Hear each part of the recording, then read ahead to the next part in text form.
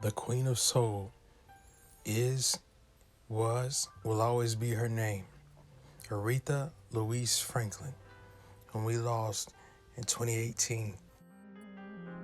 Born to Clarence and Barbara Siggers Franklin in 1942, Memphis, Tennessee, the Queen of Soul. Barbara, bringing an older son, Vaughn, to the marriage, would be adopted by CL.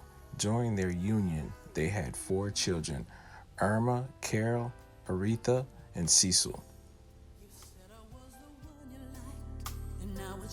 In 1940, at the age of 25, Clarence would father a child from a parishioner who was 12 years old. During their marriage, the daughter's name would be Carl Ann Kelly.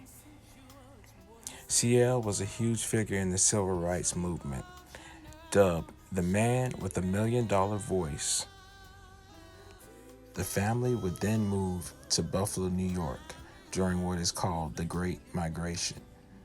Then they'd settle in Detroit, where he'd become the pastor of New Bethel. Barbara Siggers, Aretha's mother, was a gifted pianist and a wonderful singer, even regarded by one of the best, Mahalia Jackson. But something caused her to leave CL one day. Aretha's mother, she just couldn't take it anymore. The affairs, the child out of wedlock, she never did want to leave her children. So she left, she grabbed her son Vaughn, and they moved back to her hometown, Buffalo, New York, where she would continue to be a music teacher. This devastated Aretha. She was only 6 years old. Her siblings said she would cry every day, and she was inconsolable. Remember, she's only 6 years old. When I look at photos of Aretha when she was a child, they said she was very, very quiet. So, I can imagine they said it affected her more than the rest of the other siblings. Their family was now torn and divided. CL would raise all 4 children, but they always said Aretha was Daddy's favorite.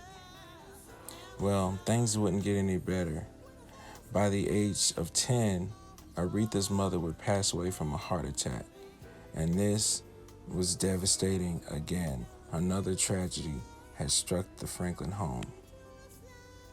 After her mother's death at age 10, Aretha would continue to travel with her father and sing as he preached all over the country. Along with the Franklins was a midget by the name of Sammy Bryant, the little woman with the big voice. She'd groom Aretha to look older than she was at times. By age 12, Aretha would have her first child, who was cared for by her grandmother Rachel and her housekeepers. Without her mother, I believe this had an effect on Aretha being a young mother. CL couldn't do everything on his own, but Aretha, she loved Clara Ward, who would be in and out of a relationship with her father. You see, Aretha loved Clara. Perhaps she reminded her of her mother. She'd even asked her father, "When are you gonna marry?" The biggest selling gospel album in history. She'd cover Clara Ward's How I Got Over, and even her father's Climbing Higher Mountains. Though they looked like a nice couple, Clara and CL would often fight, and many times it was read that it was physical. During the Amazing Grace recording, there were so many different people there. Mick Jagger, there were hippies off the streets, people who you'd never even see in the church. Josephine Howard of the Caravans was there. In 2014, it was her daughter Mickey Howard who told me, "Hey, I was there." So when Amazing Grace came out, I was excited to scan the audience and see whoever was there. She has a slew of hits, including That's What Love Is featuring Gerald Levert, Come Share My Love, and most notable, Love Under New Management. It's no wonder she was influenced by these artists. Clara would not live long after this recording, a year to be exact. After a series of strokes, she died at the age of 48. and even said by her sister, worked to death by their mother Gertrude. Trouble would again visit the Franklin home on LaSalle in 1979. A group of 4 people attempted to rob the Franklin home, 1 woman and 4 men.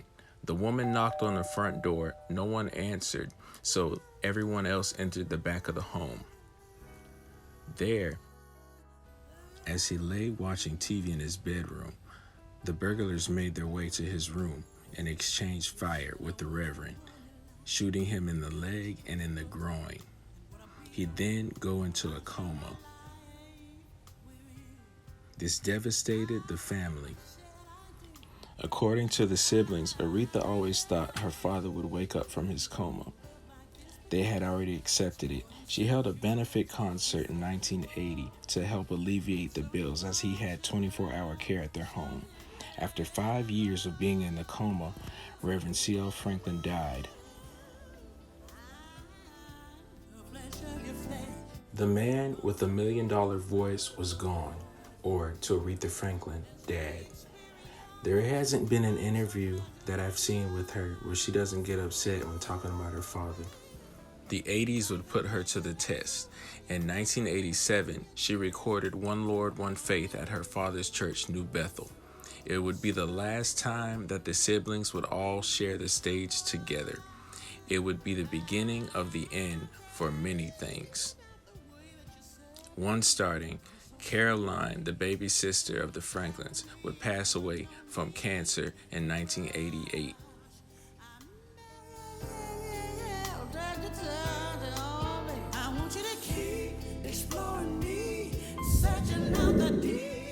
Her longtime manager and brother Cecil would pass away in 1989. During this time, her surviving siblings would be older brother Vaughn Carl Kelly, born the same year, and Irma. Pull it. This is my brother. He's helping me. Well, if it's your brother, I guarantee you I'm going to call him sir, and he can stay here as long as he wants to. Let's pull it, Vaughn. Is this Vaughn? Yes. This is my older brother, Vaughn. Uh-huh. Well, still taking care of baby sister. You look, is there necessarily a difference? Maybe not. No matter how much Irma and Aretha would fight in their past, as kids and even as adults, Aretha loved her siblings, and even more when each one would go. In 2002, Irma passed away from cancer, leaving another hole in Aretha's heart. Irma's daughter, Sabrina, would be one reason the Amazing Grace film was released after Aretha's death.